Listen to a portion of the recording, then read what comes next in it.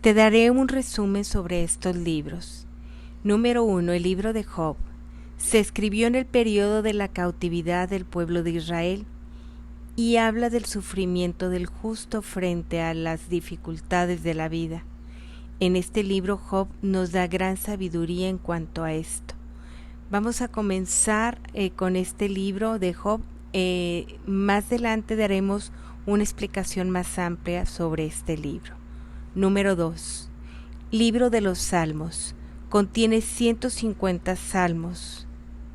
Fue escrito durante 1000 años y está desde David hasta Macabeos. Su forma es poética y de sabiduría. En los salmos encontraremos salmos de alabanza, de alegría, de dificultad y de conversión. Número 3. Libro de Proverbios. Está atribuido a Salomón. Es un libro de refranes, donde aparece la sabiduría divina personificada, o sea, el verbo de Dios. Número 4. Eclesiastés. Maestro de la sabiduría. Habla de lo que hay en este mundo que no es suficiente para la felicidad del ser humano. Número 5. El libro de Cantar de los Cantares, compuesto desde el exilio y es principalmente un poema religioso que habla de la fidelidad de Dios a su pueblo. Número 6. Libro de Sabiduría. Este libro se escribió en el siglo I a.C. Habla de la moral, pero también habla de la felicidad y de la felicidad de ser llamados. Habla de la felicidad después de la muerte.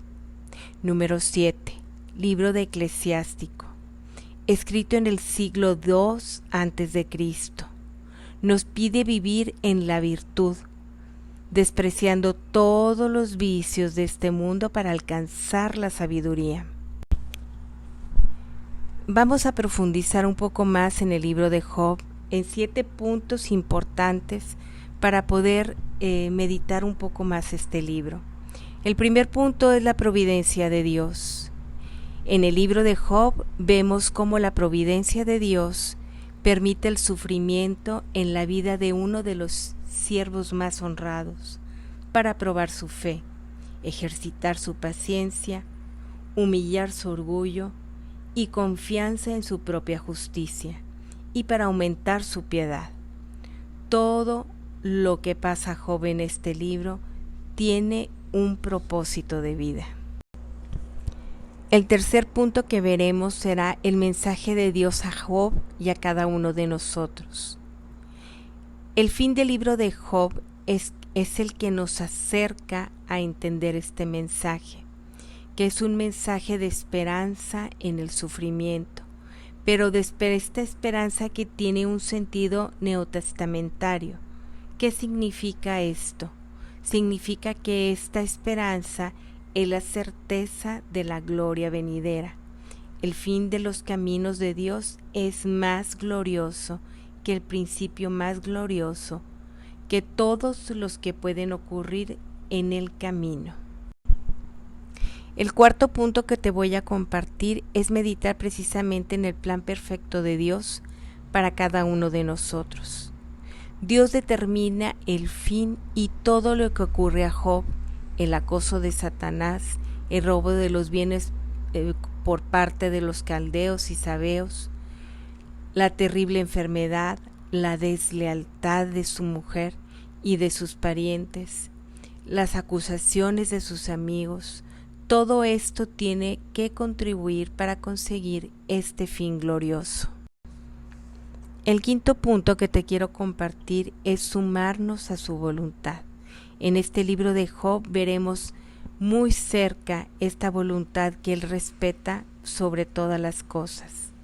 Todo tiene que ayudar para el bien a los que aman a Dios. Qué gran mensaje nos tiene Job. Pero esto solo es para aquellos que se someten a su autoridad, a la autoridad de Dios. Y solamente en esta voluntad, soportar todo por amor a Cristo, regir y disponer nuestra vida según lo que haya dispuesto en su infinita voluntad. Estos dos puntos o dos virtudes que te quiero compartir son las que debemos de someter bajo la autoridad de Cristo, que es la humildad y la obediencia. Por último, quiero compartirte la vivencia más grande de Job en este libro. Job siempre hizo la voluntad de Dios, y aunque no siempre entendió la voluntad, siempre se sumó con humildad y con obediencia.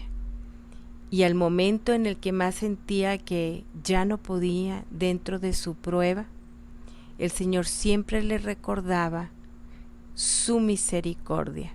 Entonces, si vas a rendirte, querido hermano, que sea ante los pies de Cristo.